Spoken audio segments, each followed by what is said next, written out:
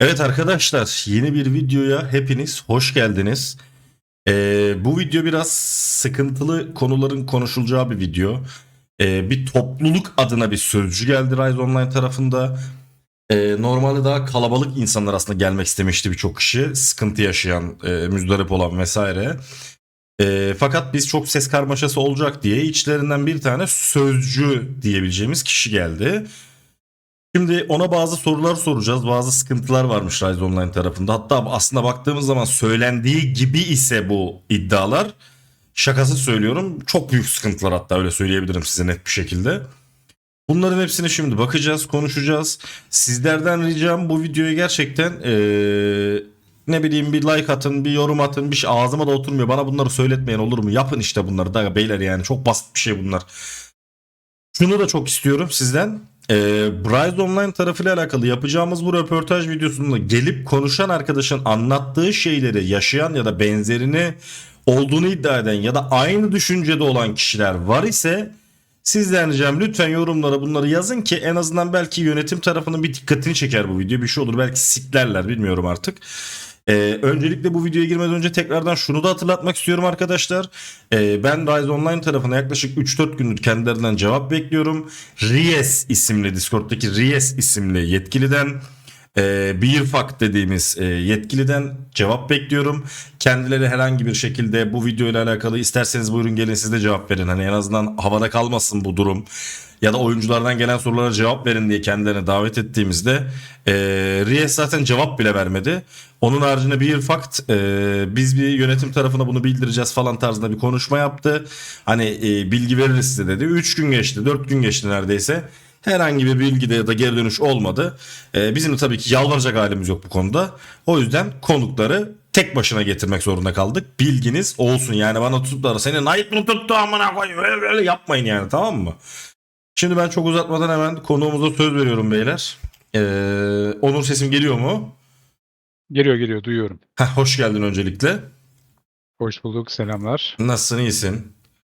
İyi, teşekkür ederim. Sen nasılsın? İyi valla, Allah'a şükür, aynı.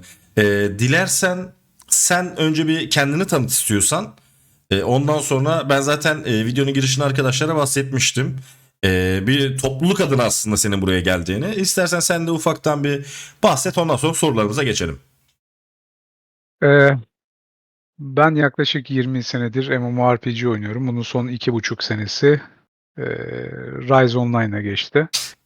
Çok severek beğenerek oynadığımız bir oyun. Ancak dediğin gibi çok fazlalıktansa az bir insanın konuşması daha iyi dedik. O yüzden ben buradaki derdi, tasayı, sıkıntıyı, güzelliği, iyiliği hepsini anlatmak için buradayım. O yüzden sorularına da tüm içtenliğimle cevap vereceğim. Çok teşekkür ederim, sağ ol. Rica ederim. Müsaadenle şimdi ben hemen ilk sorumuza geçiyorum. Hı hı. Rise Online sence oyuncular için mi yoksa yayıncılar için mi geliştirilen bir oyun? Ya, buna, birkaç farklı evrede bakabiliriz. En başta başladığında tabii bu yayıncılar ya da content creator'lar çok fazla bu kadar yoktu. O yüzden beta tarafında daha çok tekil oyuncu için, var olan bir oyundu. Ancak zaman içerisinde, bu olay biraz daha evrildi. Hı hı. O yüzden, en başta Arvat sunucusu ve Open Beta ile beraber çok fazla aldıkları, eleştirilere hızlı geri dönüş yapan, hızlı eleştiren bir ekip vardı karşımızda. Hızlı geliştiren bir ekip vardı karşımızda. Ancak bu zaman içerisinde evrildi. Dolayısıyla son 1-1,5 senedir tanınmış yayıncıların gelmesinden sonra olay artık biraz daha onların yönlendirilmesine kaldı diyebilirim. Yani onların yönlendirmesinden kastın? O şöyle, kendi gördükleri eksiklikleri sizin normal bir şekilde ulaşamayacağınız insanlara, hızlı bir şekilde ulaştırarak kendi gördükleri, kendi bildikleri, kendi MMORPG geçmişleri ile bağlantılı böyle kurarak, "Ya, bence burası yanlış, burası hatalı, burası doğru." diye kendi eleştirilerini ya da, "A, güzel yapıyorsunuz." dedikleri şeylerle yönlendirdiler. Bu geneli yansıtmıyor ne yazık ki. Onların daha çok kişisel dertlerini ve kişisel sıkıntılarını kapsıyor. Anladım, anladım, okey. Peki sence Ride Online tarafında, yani daha doğrusu yönetim tarafında liyakat var mı oyunculara karşı? Bu ne yazık ki Galya ve Mantis geldikten sonra bu olay çok fazla değişti. Öncesinde hem Open Beta'da hem Alpha tarafında daha doğrusu başlayıp Open Beta sonrasında işte Galya ve Mantis'le beraber artık Official'a geçiyoruz denildiği anda hala geçmişten gelen, onlara destek olan yayınlarıyla, fikirleriyle oyunu eleştiren, gerçekten samimi bir şekilde yanlarında duran arkadaşlara duruşları sonrasında değişti. Biraz daha tanınmış yayıncıların gelmesiyle bu arkadaşlar geri plana atıldı ve birçoğunun da content creator'lığı alındı. Hı hı. Hatta ve hatta burada yapabileceğim şöyle bir eleştiri var. Artık gelen yeni yayıncı arkadaşların onayladığı ve Hı. desteklediği insanlar content creator olabiliyor. Öyle kafanıza göre olamıyorsunuz yani bunları. Nasıl yani? Ben şu an mesela Rise Online'a gidip ben böyle bir içerik üretiyorum zaten. Bu şekilde çalışmak istiyorum, size oynamak istiyorum dediğim zaman ne araya birini mi sokmam lazım, ne bu? Saadet zinciri mi? Evet, saadet zinciri. Şakasız mı bu, yani makarasına mı diyorsun? Yo, çok ciddiyim. Hiç şey yapmıyorum. Yani makara falan yapmıyorum yani. Enteresanmış. Yani siz Yani mesela bu kafa oyunculara karşı mesela nasıl? Yani mesela normal oyundaki oyunculara, yayıncı değil mesela. Hı hı. Ya şöyle, siz mesela iyi bir yayıncı olabilirsiniz. 200, 300, 500 neyse yani çok önde olan bir yayıncı değilsiniz. Daha alt seviyeden başlayıp biraz kendinizi geliştirmiş bir yayıncıysanız gidip ben content creator olmak istiyorum dediğinizde şu anda bilinen yayıncılarla eğer aranızda bir husumet ya da herhangi bir çatışma varsa onlar sizin content creator'larınızı çok rahat düşürebilir. Bunun örnekleri de tarihte vardır. Böyle ben Bununla alakalı şey bir soru var yapmıyorum. zaten. Bununla alakalı bir soru. İstersen ben direkt o soruya geçeyim, hatta biz oradan konuşalım. Okay. Tabii ki, tabii ki. Şimdi bu yani bilmiyorum, bu şimdi benim bizzat doğruladığım bir olay değil, haber de değil. Ama benim çok enteresanıma gitti. Yani o yayıncı tarafındaki arkadaşım bu egosuna da bir anlam veremedim. Ben izleyicilerin de anlayacağı şekilde soruyorum soruyu. Şimdi Hı hı. arkadaşlar, bir atıyorum ufak bir yayıncı var, bir de devasa büyük bir yayıncı var. Onların gözünde tabii. Neyse, Hı hı. şimdi bununla alakalı, tamam mı? Şöyle bir muhabbet olmuş. Mafyacılık, yani bildiğiniz mafyacılıktır bu benim gözümde. Sanal ortamın, yayın aleminin mafyacılığıdır benim gözümde. Mafyacılık yapan bir arkadaş, yayıncı arkadaşımız, tamam mı?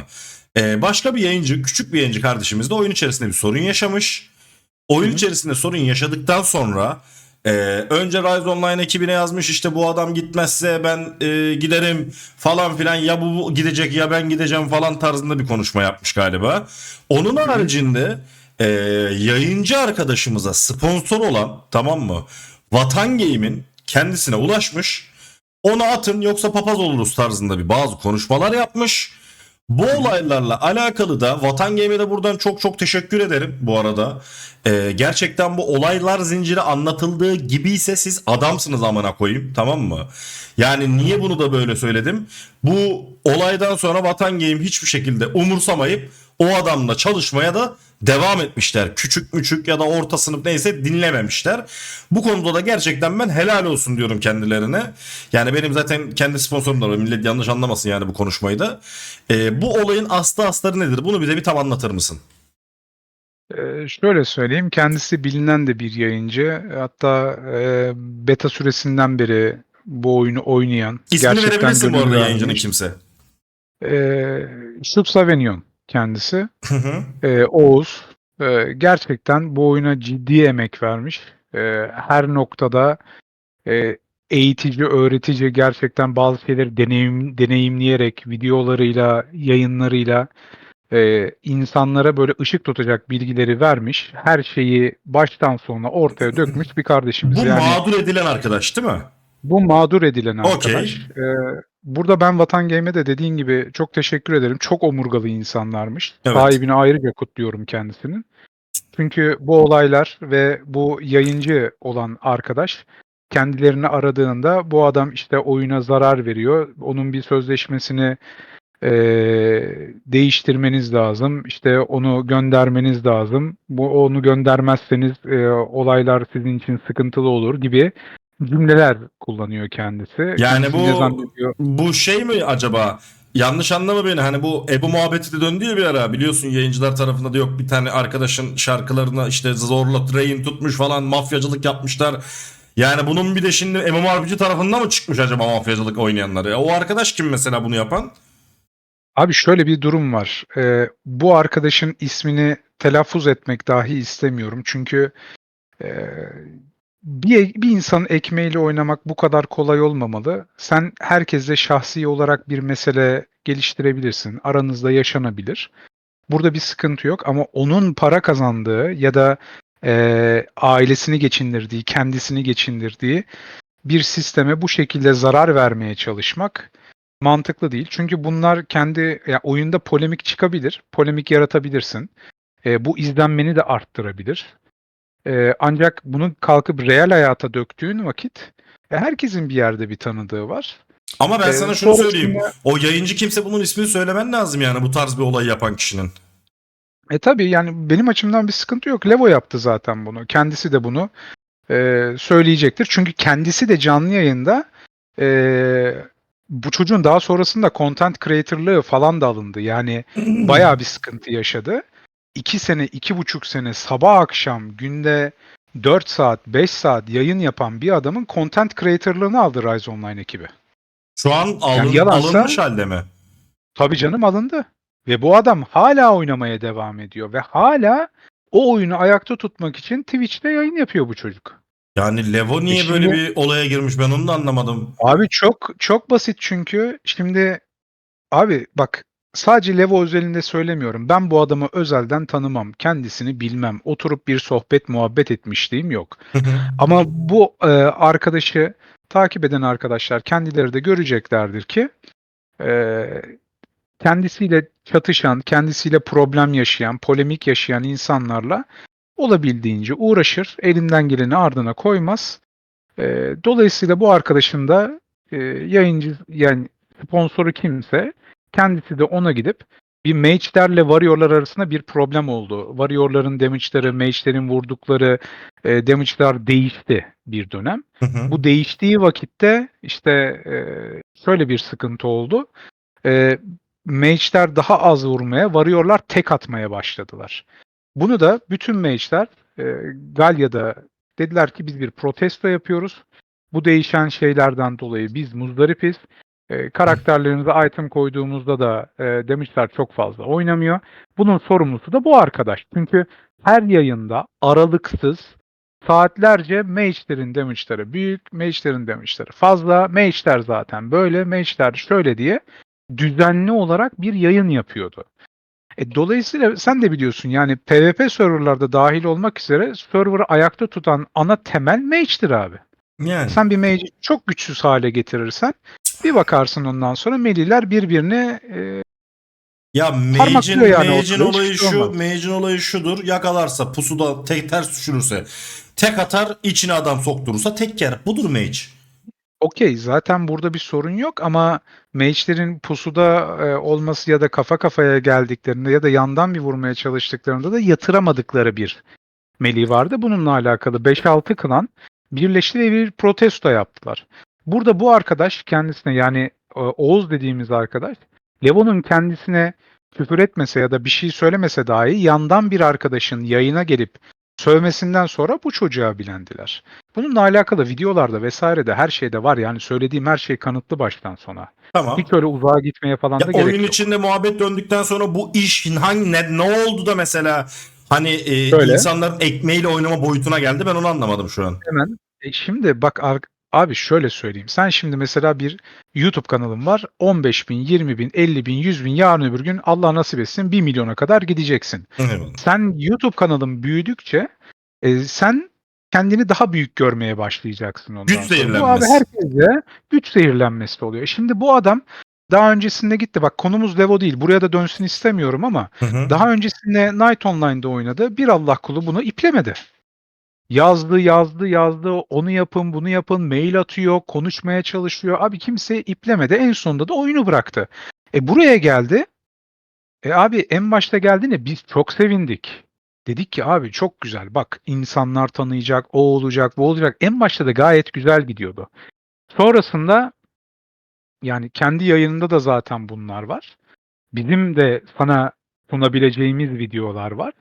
O ve kendi ekibindeki arkadaşlar oyunda böyle RNG'nin anasını avradını sikeyim.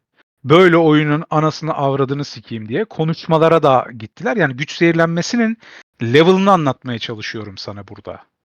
Yani ben bugün bir oyun oynayarak, ha bak, PvP serverda ben bir yayın yapsam, ben oyuna böyle bir küfür etsem ne olur? Sen söyle, boş ver beni ya. Yani GM'den en kötü ihtimalle bir uyarır yani. Dikkat et biraz hani böyle. Uyarı mı? Uyarı mı? Adam Hayır, gelir hayır, direkt der çok ki büyük sen. yayıncıysan diyorum yani. Ha, çok, tabii çok büyük yayıncıysan, o senin gibi benim gibi bir adamsa diyeyim, yani normal bir oyuncuysa direkt Direkt der direkt ki şut. senin yayıncılığını aldım kardeşim, adam gibi konuşacaksın. Sen de tamam abi dersin, kenara çekilirsin. Bu Peki bu adamlar dediğini Levo'lar mı yaptı yayınlarında? tabii aynen öyle. Abi hala yapıyorlar. Yani bu çok şey değil. Ben diyorum bak, video gönderirim sana. Bak, video gönderirim. Bir tane de göndermem yani. Sıkıntı bir durum bu Ya ya. Yani hani tabii bilmiyorum, Rise Online'da acaba kimse bir şey mi söylemiyor bu olaylarla alakalı ya da abi, ne diyecek ki? Bana söyle, ne diyebilir? ya iyi de Ne? hocam, bir oyunu ayakta tutan yayıncı değildir amına koyayım. Yayıncı reklam yüzüdür. İnsanlarla etkileşime girer. Ne bileyim, insanlarla makara kikiri yapar. Eyvallah, seveni vardır. Onları oyuna çeker. Budur amına koyayım. Yani bir oyunu Tekrar oyun yapan yayıncı değildir abi zaten. tekrar o zaman sana şöyle bir şey sorayım. Bunu niye sana soruyorum biliyor musun? Bu şimdi tek bir ağızdan yanlı bir şey gibi gösterilmesini istemiyorum. Sen yapacaksın diye değil de, ancak bunu tabii çekecekler o tarafa. İşte bu adam şunun adamı, bunun için konuşuyor vesaire diye. Evet arkadaşlar, kayıtta ufak bir sıkıntı oldu. Şimdi sen tam bir örnek vereyim, hani taraflı yanlı olmasın gibisinden bir şey dedin. Evet, Oradan evet. devam edelim istiyorsan. Ya bugüne kadar olan MMORPG'lere mesela, büyük olanları dönüp baksınlar. World of Warcraft, işte ne bileyim, daha sonrasında New World'dur. Lineage gibi, Amazon gibi vesaire vesaire. Siz buranın bir yayıncısınız. Bu yayıncının, senin bugüne kadar bu kadar yayıncılık hayatın, bu kadar insanlarla konuştun. Bana sadece şunu söylesene. Bir yayıncının bu adamların ofisine gidip e, ofis baskını ismiyle bir video yapma olasılığı nedir? Ya da hiç böyle bir şey gördün mü? Geç onu. Yok Geç onu. görmedim. Ha bu şöyle, ama bak şimdi tarafsız konuşuyorum ben çünkü. Hı?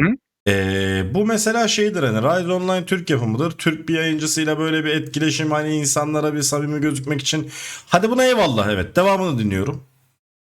Bunu şunu anlatmaya çalışıyorum. Sen orada bir teşbih gibi yaparak böyle bir ofis baskını yazabilirsin. Burada da bir sıkıntı yok. Peki oyunun sahibiyle konuşabilir misin? Yani Mesela bu gitsene, bir Activision'ın sahibiyle konuşmak istiyorum desene bana. Bir Amazon'un sahibiyle konuşacağım de. Benim burada Ak- söylemek istediğim şey şu. Activision. Hı hı. Adamların bunu yapmasıyla alakalı bir sıkıntım yok. Sen neden abi 2 sene 3 sene sana emek vermiş adamların bir tanesini çıkarmadın bugüne kadar? Ya bu adamları niye bir promote etmedin abi? Bu adamlar senin en sıkıntılı, en böyle user'ın az olduğu zamanlarda seninle beraberdi ya. Bütün bug'ları seninle çektiler, sıkıntıları seninle çektiler. Oyun gelişsin diye saatlerce emek verdiler ya sana. Hani o Chiva falan dedin ya böyle. Hı Ben hı. onun adalet, özgürlük. İşte nerede adalet, nerede özgürlük abi? Sen bu adamların hiçbirini, bunu Oğuz bazında söylemiyorum abi. Bu arkadaş gibi tonla arkadaş var etrafta. Senelerdir oynuyor abi bu Ha bu adamlar. arada şu an izleyen arkadaşlardan belki Rise Online'a 1,5 yıldır oynayan belki arkadaşlar vardır içinizde.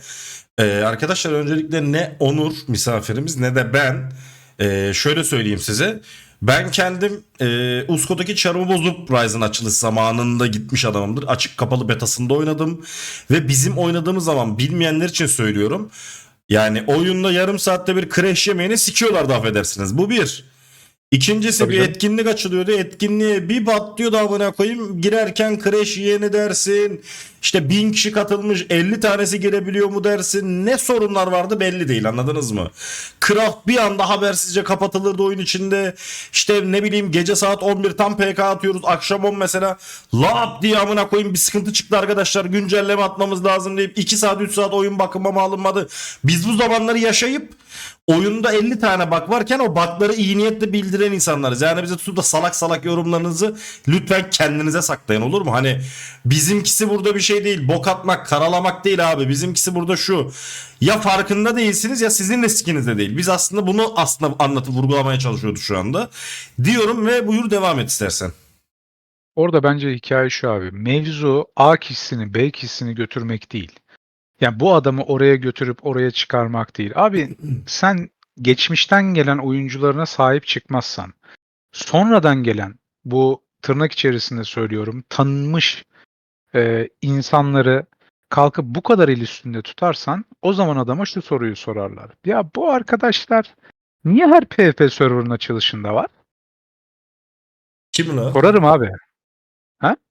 Kim her PvP sorunun açılışına var anlamadım. Abi Knight'ın PvP server'ların hepsinde bu arkadaşlar gidip oynamıyorlar mı? Ha büyük yayıncı dediklerin mi? Abi canım. Sen de biliyorsun Ha. kim olduğunu. Tamam Kimler tamam olduğunu bilmiyor musun abi? şimdi Hangi ayıktım. server'larda oynadığını bilmiyor musun? Ben sen Ya Oğuz'la alakalı konuşuyorsun sandım. hayır hayır. Benim orada söylediğim şey şu. Sen gidiyorsun abi bir ofisi ziyaret edebiliyorsun, orada konuşabiliyorsun. Bak bu tanışmak, görüşmek ve bu işi insanlara anlatmak, ne yapıyorlar, ne ediyorlar diye çok güzel. Benim eleştirim zaten giden arkadaşa değil. Benim eleştirim kabul edenlere. Yani sen neden seninle beraber aynı yolu yürümüş, o yağmuru yemiş, çamur yemiş adamları niye bu kadar kenara attın ki? Mantıklı. Yani Yanlış. bu adamlar seni bugüne kadar desteklemediler mi? Biraz önce söylediğinde abi Dorion'a giderken crash yemekten anamız ağlıyordu bizim. Anamız ağlıyordu abi. Her yer bug doluydu ağzına kadar.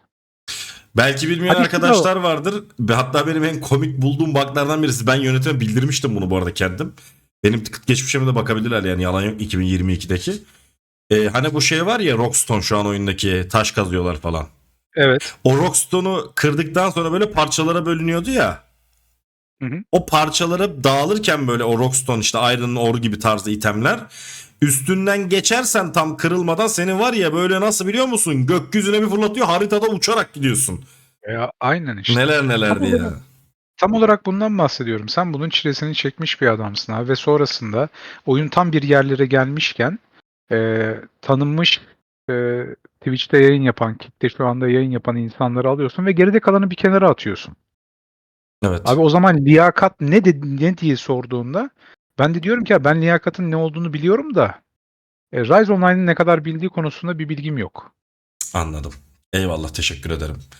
Rica ederim. Şimdi upgrade geceleriyle alakalı bir şikayet gelmiş. Bu arada arkadaşlar şimdi bakın bazen diyorsunuz ki ya biz sana işte Rise ile alakalı şikayetlerde bulunduk hiç video yapmadın. Ya be baba 2 tane şikayet gelmiş 3 tane şikayet gelmiş mesela. Aynı şey hepsi. Ben o 3 şikayet üzerine kendim konuşamam. Taraflı gözükür ama bu şekilde gerçekten patlayıp bir oluşumun sözcüsü gelirse ben çıkartırım kanala benlik sorun yok. Çünkü oyunu oynayan sizsiniz. Ben şu an Rise Online falan oynamıyorum yani anlatabiliyor muyum? Neyse. Şimdi abi bu soruda şöyle bir soru gelmiş.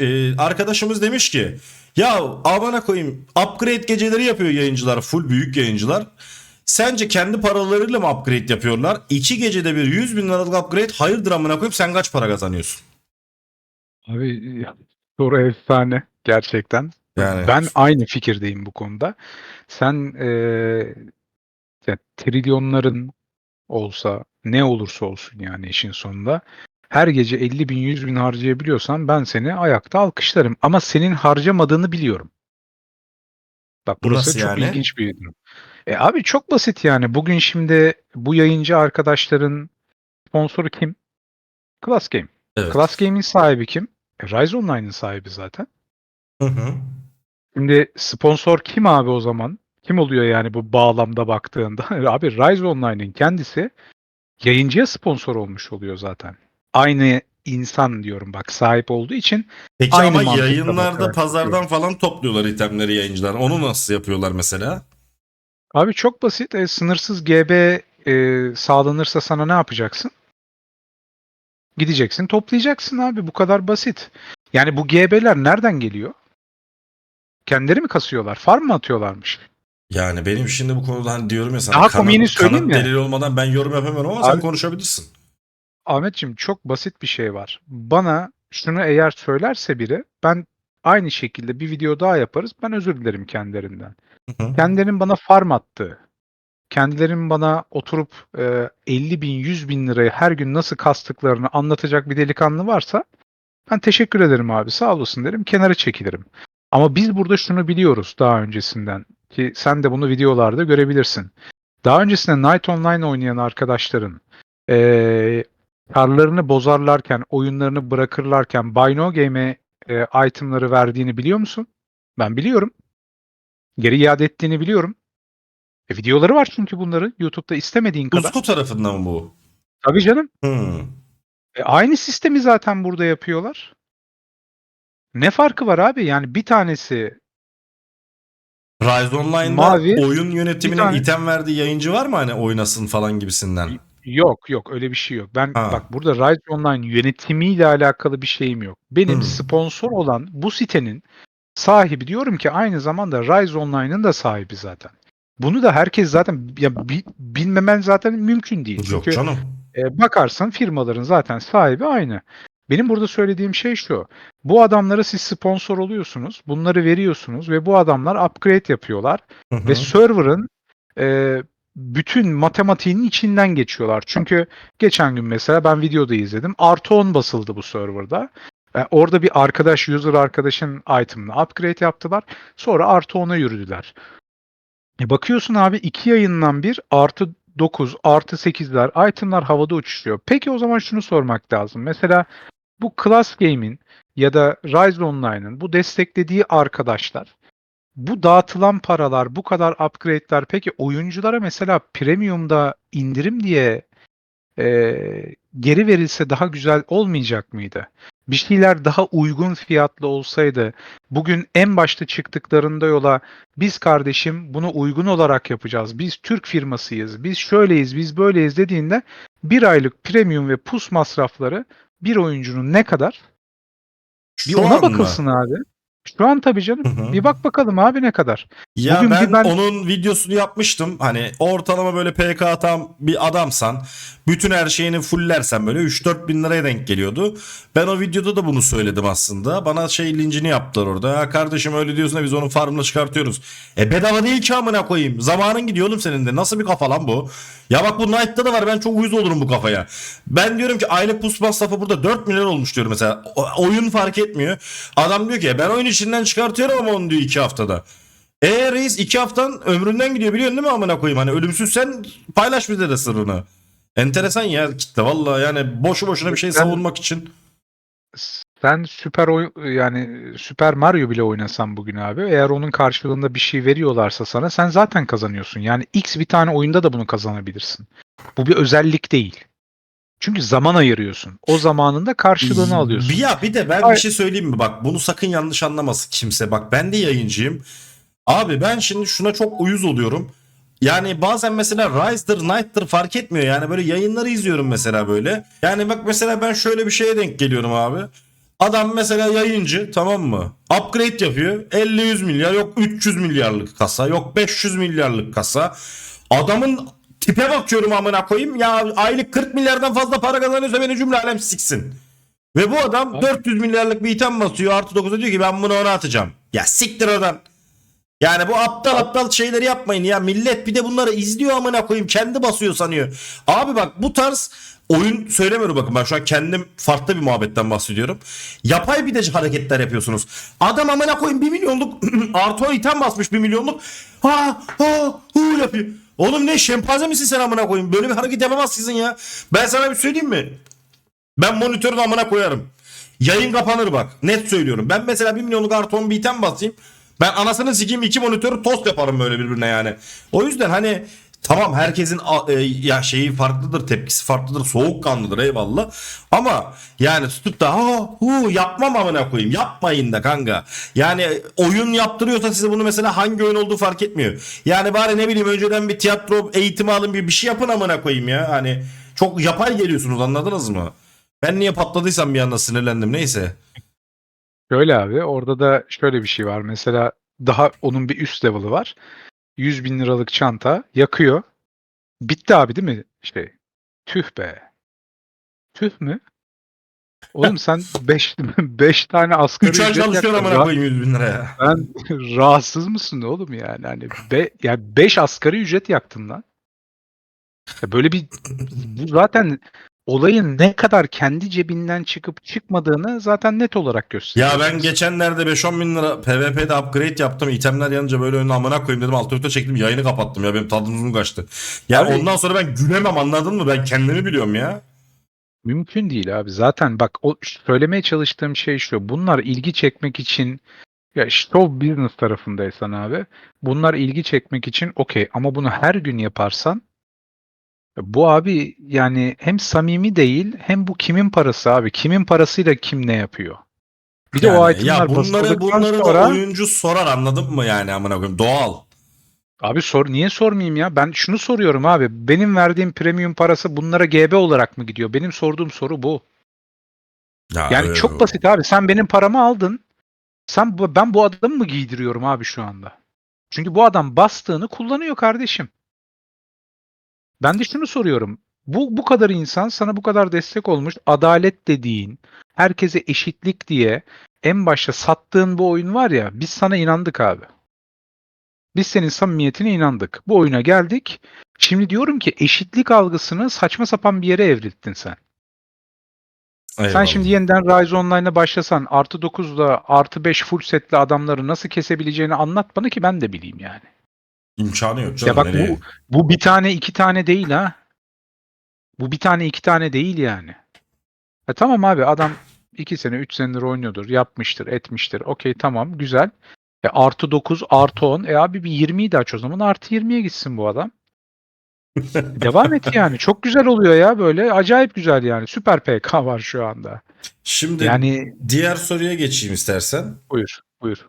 Sence bu oyunda paran veya, arkadaş sormuş bunu. Hı Sence bu hı. oyunda paran veya yayıncı tanıdığın varsa kral olursun algısı gerçek mi? Abi Mehdi'ye kadar yolu var. Oha. Kralı boş ver yani. Mehdi'ye kadar yolu var. Ya pay to win eşittir Rise Online abi şu anda. Ya paran varsa her şeyde kral olursun da yayıncı tanıdığın ne alaka, onu anlamadım. Yani yayıncılar hadi Abi kendileri çok takılıyorlar basit. ediyorlar da yani. Çok basit. Knight aleminden mesela Rise'a gelen Assassin oynayan bir arkadaş var. Tekrar söylüyorum kendisini tanımam. Onunla da bir muhabbetim, sohbetim yok. Hı hı. Üsluplarını çok beğenmiyorum. Bu şahsi bir şey. Başkaları beğenebilir. Bir sıkıntı değil. Bu arkadaş geldiğinde bir anda abi content creator, bir anda sponsorluklar, bir anda item dizmeler. Yani sence olmuyor mu ya? Bu adam kralın önde gideni oluyor abi. Yani Hı. bu çok basit abi yani sen bugün Rise Online'ı pay to win değil diyorsan e, daha önce ne oynadığını sorgulamam gerekiyor yani. Peki bir şey soracağım mesela, arkadaş burada yayıncı tanıdığından kastı şu, hani acaba bir yayın, ben mesela bir yayıncı diyelim, büyük yayıncılardan birisini tanıyorsam hani bana bir ayrıcalık sağlanıyor mu, ben onu anlamadım şimdi bu soruda. Şöyle abi yayıncıların partner yayıncı content creator diye böyle alt metinler var şeyde. Discord'unda da zaten görebilirsin Rise Online'ın. Hı hı. Sen bir anda eğer iyi bir yayıncının kankasıysan, tanıdıysan o gidiyor seni promote ediyor orada. Yani diyor ki ya bu adam diyor olur diyor. Bu adama hemen bunu verin. Bu zaten benim arkadaşım. Sonra bir bakıyorsun abi garip garip content creator'lar çıkmaya başlıyor. Adam Başkasının bir yani yerlerini yalayarak bir yere gelirsem ben benim yayıncılığımı sikeyim o ha, zaman, yani onun da bir anlamı yok ki bence. bak şu var adam iyi oyuncu olabilir. Bak bunu konuşmuyoruz.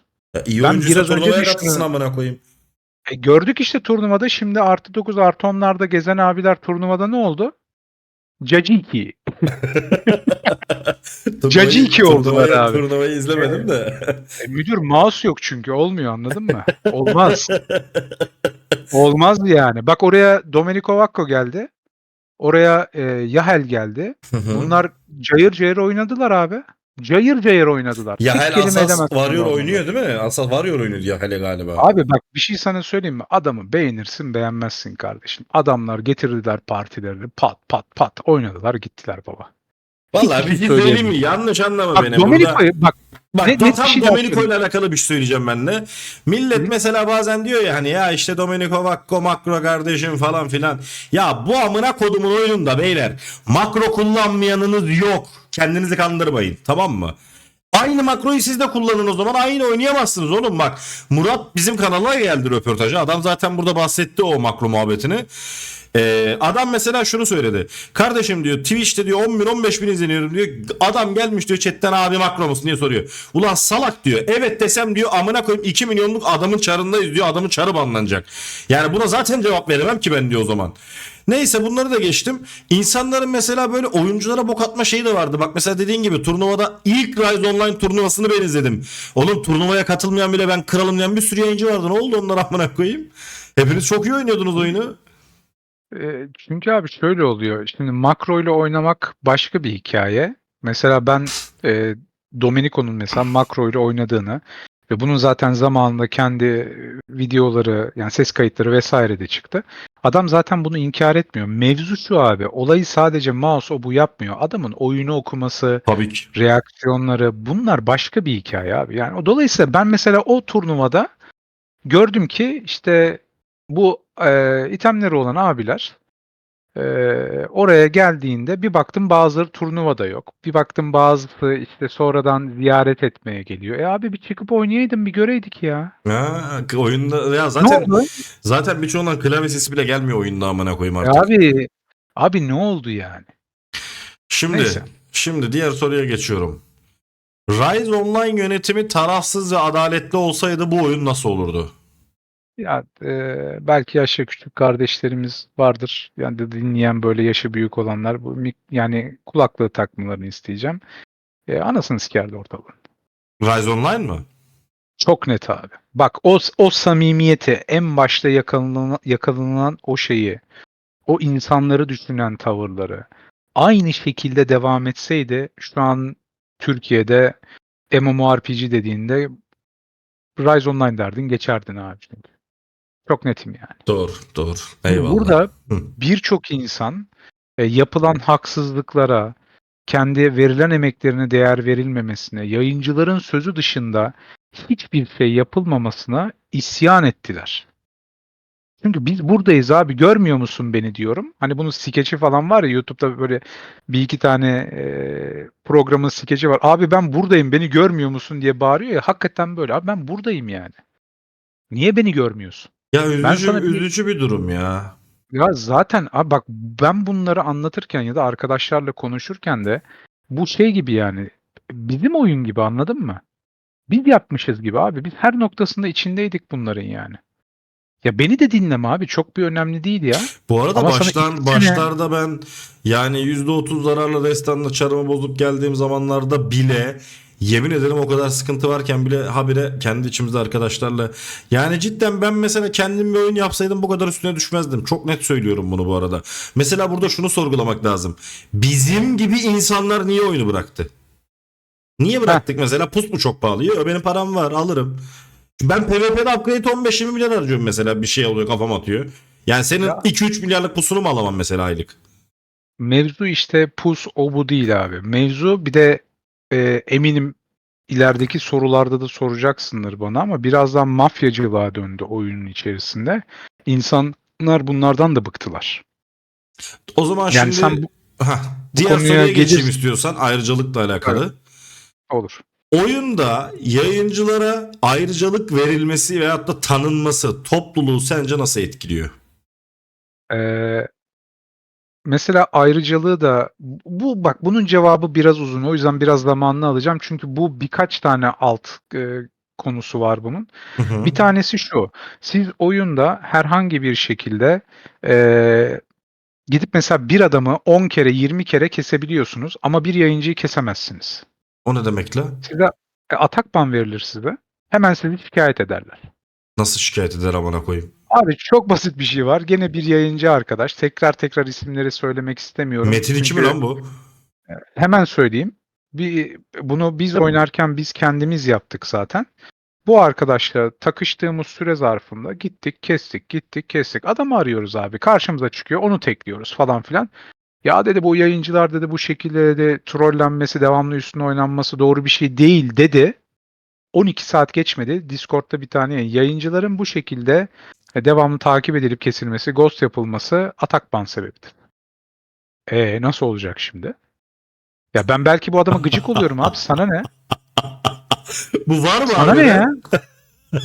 Abi bu şekilde yazı yazıldı. Bak ben bu yazıyı gördüm. Ay, Dedim ay. ki şaka mı bu?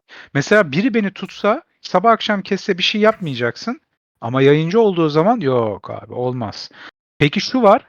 Şu anda diyorum ki Rise Online'da Gallia serverında Mantis'i bilmiyorum. Yalan söylemeyeyim.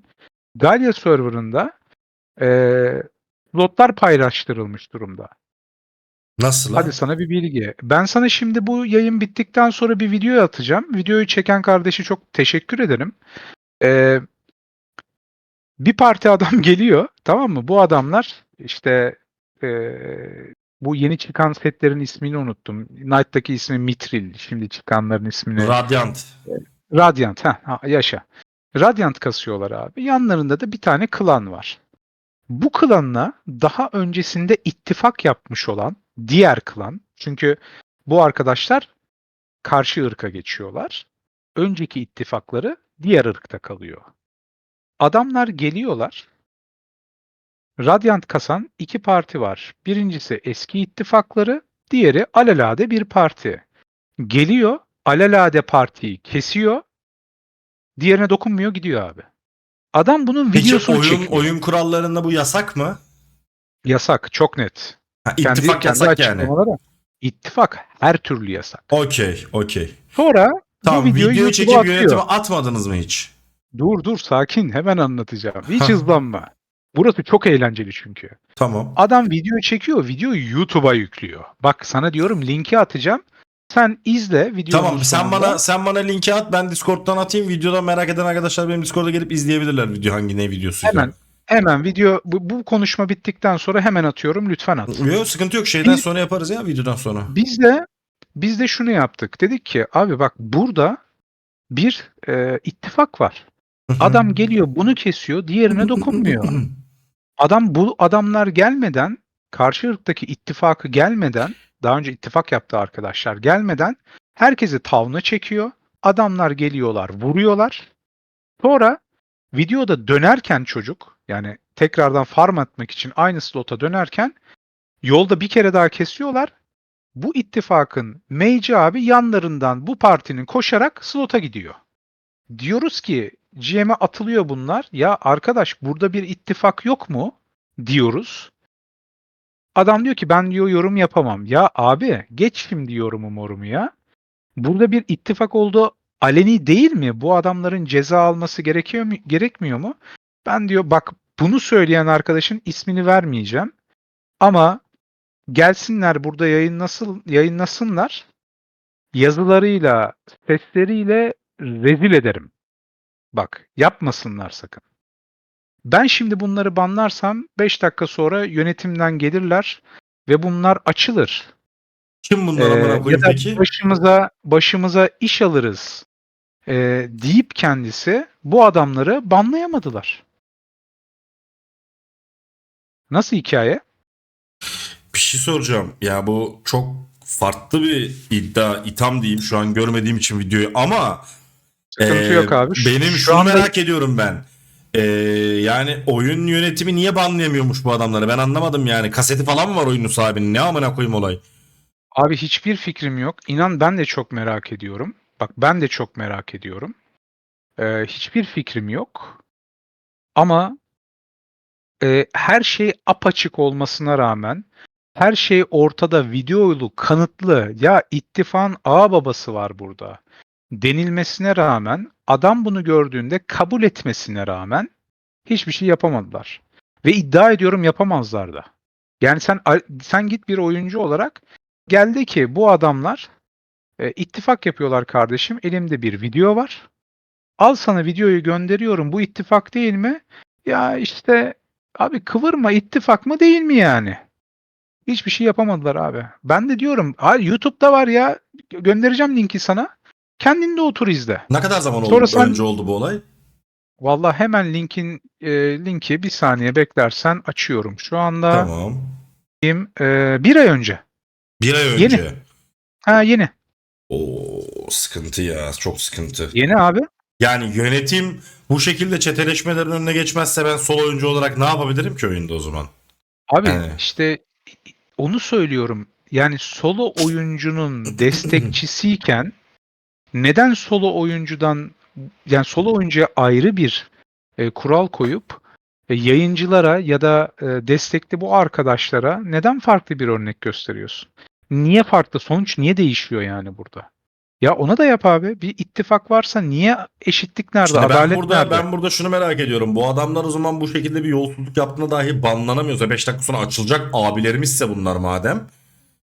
Ben o zaman oyunda onları kesip slotlarını çökünce de ben ban mı yiyeceğim mesela? Ne yani olay? Abi zaten şöyle bir şey var. Galya'da oynayan arkadaşlar, bu videoyu izleyenler gelsinler altlarına yazsınlar. Sen hiç Radiant gibi, yani Radiant kasabileceğin bir slotta Night Online'daki işte diğer o itemlar gibi düşün. Bahsettiğim Mithriller gibi, Dragonlar gibi düşün. Hiç geniyle ya da Row'la uyuyarak farm atıldığını gördün mü? Slota dokunamazsın. İddia ediyorum. Bir tane okçu gelir var ya, karısı yapar bütün partiyi piçlik olsun diye. Çok çok güzel abi. Hemen sekizli bir grup geliyor abi. Seni kovalıyorlar. Hemen. Anında. Abi bu Sen o çeteleşme o bu denli bulaştıysa Rise'a ve hani müdahale edilmiyor, çok büyük sıkıntıdır benim gözümde ya. abi, eğer bak, tekrar söylüyorum ya. Bak, bununla alakalı videolar var. YouTube bununla dolu şu anda. Ya işin komiğine bir de biliyor musun birader, benim en çok tadımı kaçıran konu, ya ben çok eğlenerek oynardım Rise, biliyor musun, eski zamanlarında. Yani bu denli bu kadar erken bozulması çok ilginç. Yani birçok konuda Knight örnek alınarak ilerleniyor Rise'da. Yani en basitten mesela benim, belki size saçma gelecek arkadaşlar. Mesela şimdi oyun tabii ki de çok farklı boyutta emekler harcanarak yapılmış bir oyundur. Eyvallah, baş göz üstüne. En kötü ihtimalle şöyle düşünürüm ben her zaman. Ya ben niye elin Korelisine para vereyim ki, yani mesela Türk bir firma varsa. Enteresan ya, bilmiyorum. Umarım, inşallah. Ya bu videoyu da çok tınlayacaklarını düşünmüyorum. Madem bu kadar, dediğin kadar oyuncular yani, ya bana gelen insan sayısını ben biliyorum. Allah var yukarıda. Yani bu kadar insan tınlanmamışsa bu videonun da tınlanacağını düşünmüyorum ben ama ya Ya, zaten tınlayacak olsalar adamları davet ettik, cevap verirlerdi en azından, geliyoruz gelmiyoruz diye. O bile siklerinde değil. Eskiden amına koyayım bir şey yazdık mı canlı destekten 5 dakikada cevap veriyorlardı lan. Oyun içinde sesli sohbet yapıp soru cevap yaparlardı, onu yaparlardı. Eski arkadaşlar hepsi tanır, bilir bu arada Rise Online'daki bu olayları. Yani şu an bunların hepsi yoksa oyun çok mu büyüdü globalde bile hani diye düşünüyorum. Yani globalde büyüdüğünü düşünmüyorum. Oyuncuların hepsi Türk neredeyse. bu olay şu şekilde aslında. Böyle açıklarsam aslında daha iyi olacak. Yapılan ve yapılacak olan işlerin tamamı birilerinin akıl vermesiyle, bir şeyleri istemesiyle zaten gerçekleşiyor. Yani senin kalkıp bir şeyler için ağlaman, fikrini beyan etmen, o bir duvarda kalıyor. O seni dinlemek istemiyor çünkü. Eskiden çok dinliyorlardı ve gerçekten hemen onu uygun da geliştirmeleri koyuyorlardı. Ya şu var mesela, son yeni sürümde Unreal Engine 5 geldikten sonra, yani ne kadar zaman sonra bilmiyorum ama ondan sonra olduğuna net eminim. Exit lag'ı mesela monte etmişler. Bunun Türkçesi ne biliyor musun? 5 kıtaya yayılmış oyundu ya. Senin hangi kıtada hangi server'ın var ya? Bir anlat bana. Exit Ne Lock'ta filan globali hiç bilmiyorum, abi? yorum yapamıyorum o yüzden. Exit lag şu abi. Sen yurt dışında oynayan bir adamsan senin oyundan aldığın gecikmeyi, yani MS'i düşürüyor. Yani Hmm. sen mesela Almanya'dan oynayan bir adamsan 90 MS'te oynuyorsun, 80 MS'te, 70 MS'te. Pink'le oynuyorsun. Exit lag'ı kullanıyorsun. 40-45'e kadar mesela indirebiliyorsun burada. Sen 5 server'a 5 kıtaya yayıldın ya. Hangi kıtada server'ın var? Bir anlatsana bana. Anladım. Ya bu kadar böyle ilginç canlı kelimelere Yo, şu gerek yok, an anladın bunların mı? hepsini bunların hepsi şu an bir videoda konuşmaya gerek yok. Bu video çok uzun olmaması açısından. Ya bir sonraki Okey. videoda da devam ederiz, eğer insanların ilgisini çekse ya da farklı şikayetler varsa ulaşırsa bize. Şimdi şunu sorayım ben sana. Sence Rise Online oyuncularının yüzde kaçı bu durumdan rahatsızdır? Bu yaşanan olaylardan, bu durumlardan, şikayetlerden. Yani şöyle bakmak lazım. İttifak, sınırsız upgrade, oyuncuların dinlenmemesi. Yani aklı olan zaten bunlardan rahatsız olması gerekiyor. Yani ben şu an şunu biliyorum abi. Yüzde kaçı dediğinde bu arkadaşlar ve klanları dışında geri kalanlar diyebilirim sana. Anladım. Çünkü oyunda oturup farm atması gerekiyor adamın, bir şeyler yapması gerekiyor. Itemlarını güçlendirmesi gerekiyor. Düşünsene, her şeyi yapıyorsun, farm atılacak slota gidiyorsun, atamıyorsun ama. Yani E, kötü bir durum ya, Nasıl? bilmiyorum yani. E, İnşallah düzelirler, toplanırlar, ne diyelim. çok fazla uzatmadan konuyu sadece şunu da söyleyeceğim. Bu yayıncı olan arkadaşların yayın yaptıklarında zaten toplandıkları bir tane TS var. 100-150 kişi abi oyunu bir şekilde domine ediyor şu anda. Ve dediğim gibi bu 150 kişinin yiyeceği ekmek geri kalan tüm oyuncuları etkiliyor. Senin kendi başına bir şeyler yapma olasılığın ya da 5-6 arkadaşını toplayıp hadi ya biraz item kasalım, biraz bir şeyler yapalım deme olasılığın bu oyunda yok şu anda. Öyle diyebilirim sana. Anladım. Çok teşekkür ederim. Şimdi sana son soruyu sorayım ve videoyu kapanışını yapayım. Şu anda Rise Online yönetimi seni izliyor olsaydı şu an onlara ne söylemek isterdin? Abi herhalde böyle bir sağ bir sol omuzundan tutup böyle bir silkelerdim yani abi kendinize gelin diye. Yani siz bu Tokatlarım diyeceğim değildiniz. sandım biliyor musun? Vallahi yani siz bu değildiniz abi yani. Bu değil. Bizim düşündüğümüz de bu değildi. Biz yola böyle çıkmadık. Yani siz en başta anlattığınızda hak, hukuk, adalet, insanları dinleyen yönetim, oyuncuların yanında olan yönetim ve bak çok net söylüyorum Arvat zamanında böyleydi. Arvat zamanında süperdi abi. Bak sana tek bir Herkes şey söyleyeyim dinliyor. mi? Tek bir şey Tabii. söyleyeyim mi sana?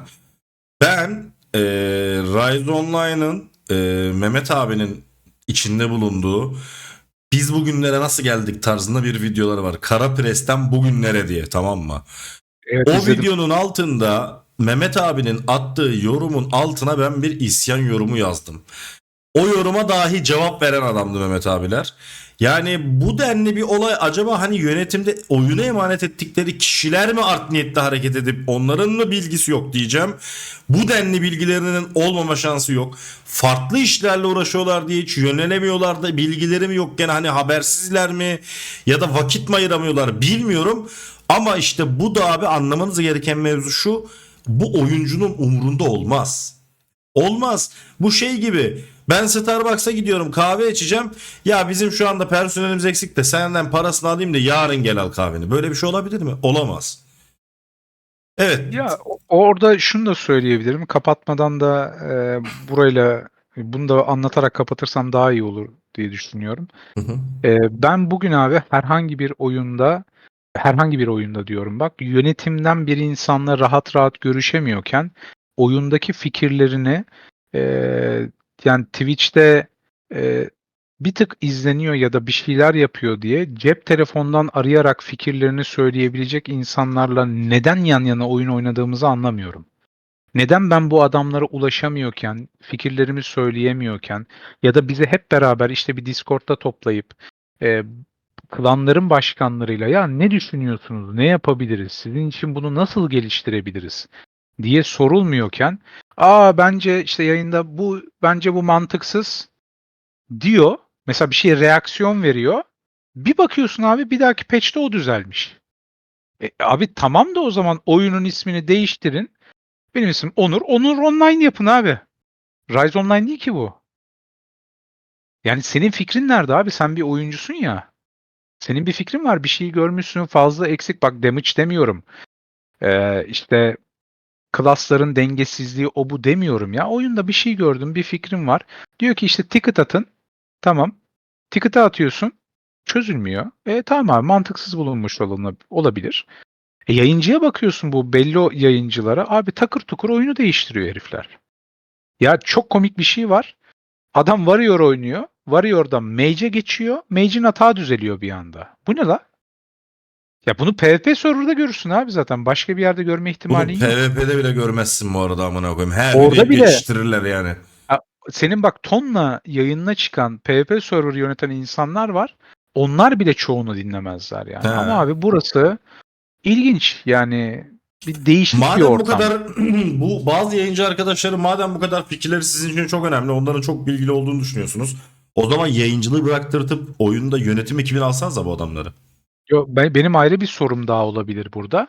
Bunu çok Burada yayın uzatmayalım ama artık yapmış. bu videoda Yo, çünkü tamam tamam. hah, Okey. Yo, tek bir sorum var abi. tabii Sen güzel sordun. Ben de bir tane ekleyeyim. tabii. Bu yayıncı diye aldığınız, content creator diye aldığınız arkadaşların hangisinin MMORPG geçmişi var ya? Bu Instagram kadar abi. influencerları bile artık yayıncı oluyor MMORPG tarafında. Çok enteresan Ee, ya. Abi yani çok ilginç. Hayatlarında bir tane oyun oynayabilmişler. Çünkü İngilizceleri yok. Onu bir çevirme imkanları yok birçoğunun. Başka bir oyun oynayamazlar. Çünkü orada emek vermesi lazım. Parayla, destekle öne geçemez, anladın mı? Orada saatlerini verecek. Gidecek bir WoW oynayacak. Günde 5 saat oynayacak abi. Raid'e girecek 25 kişiyle, 30 kişiyle beraber. Onları yapacak. Onu yapamıyor ki adam ha. Böyle bir yetisi yok. Yani mouse olmadan oynayamıyor zaten. Zaten birçok yayıncı da Tron Liberty'nin World taraflarına da bir uğradı da baktı olmuyor amına koyayım. Geri geldi bu taraflara hepsi. Abi olmaz. Yetenek lazım o işler için çünkü. Eyvallah, çok teşekkür ederim. Senin başka söyleyeceğin bir şey yoksa ben hemen videonun kapanışını yapıp geleyim. Yok, teşekkür ederim. İnşallah ikincisini de yaparız. Çünkü bende çok fazla belge ve bilgi var. İnşallah dikkat çeker biraz. Bakarız bu videoya, eğer Daha baktık ki hani bir yerlere ulaşmıyordur. Bizim de kendimizi yırtmamıza gerek yok. Ben de sen de şu an oyun oynamıyoruz yani. Bu kadar da insanlar için çok fazla şey yapmaya gerek yok yani, eğer ilgi valla görmüyorsa. Ahmet, bir şey söyleyeyim mi? Önemli değil. Tarih unutmuyor abi. YouTube hiç unutmuyor. Evet. Zamanı geldiğinde dönüp abi izlerler. Bugün buraya çıkmış olan oyun yarın öbür gün bir bakarsın yerin dibine girer. O zaman da derler ki ne olmuştu? Bir tane davarın biri çıkmış konuşuyor burada. Bir ne anlatmış ya? Biz bir dinleyelim. Evet abi, bu böyleymiş derler. Çünkü Arvat'ta oynayan top klanların, en üst seviye klanların birçoğu oyun oynamıyor şu anda. Evet. Buradan yola çıkabilirler abi. Yeterli bu kadar. Örnek biz. Evet, teşekkür ederim, sağ olasın. Ben hemen Kendine çok iyi bak. Çok sağ eyvallah. olasın. Hemen videonun kapanışını yapıp geliyorum. Tamamdır. Evet arkadaşlar, bu da böyle bir video oldu. Yani o kadar çok insan yazmıştı ki hani bu arkadaşların grubu aynı şekilde klan olarak, bazı yayıncı arkadaşlar vardı. Bak, yayıncılık yapıyor şu an orada bazı arkadaşlar. Onlar bile şikayette bulundu. Yani burada bilmiyorum, bence el atılması gereken bir şey var ya, bilmiyorum. Hani acaba birisinin yönetimine verdiler de o kişi mi art niyetli hareketler yapıyor, bunu da bilmiyoruz. Yani inşallah, umarız düzelirler. İnşallah insanları geri bu kadar, bu denli hızlı bir şekilde oyundan soğutup da Usko'nun kucağına atmazlar diyorum. Şu ana kadar izleyen herkese çok çok teşekkür ederim. Bu video eğer ki bir ilgi rağbet görürse, bu arkadaşlar ya da farklı kişilerle oyunda mağdur olmuş, onlarla ikinci bir bölümünü de çekeriz, hiç dert değil. Şu ana kadar izleyen herkese çok çok teşekkür ederim. Kendinize çok iyi bakın. Allah'a emanet olun.